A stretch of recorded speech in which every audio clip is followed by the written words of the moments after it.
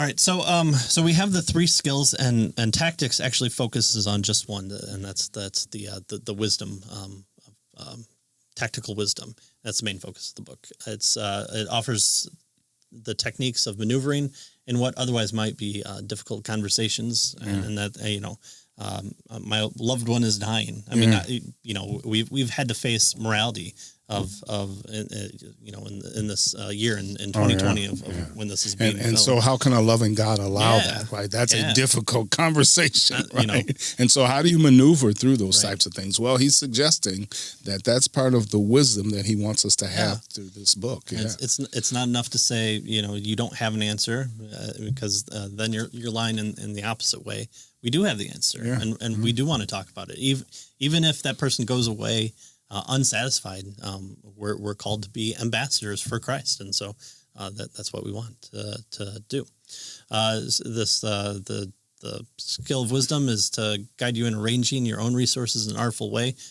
Again, you might know certain things, but you might not know how to present it well. Like I might be just getting into Koine Greek, but how do I present that? How do I pepper that in where it's not just I know Koine Greek, which is definitely something fun to do.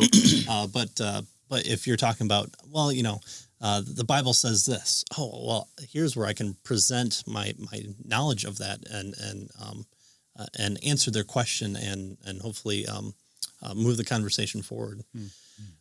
It's just approaches that anyone can use to be more persuasive, in part because they help you to be more reasonable and thoughtful instead of just emotional, which, talk about any subject these days, and it's just going to be emotion. And we're going to throw in a few facts just to say, oh, well, you hate the science, or you hate people, or you want grandma to die, or whatever it might be. But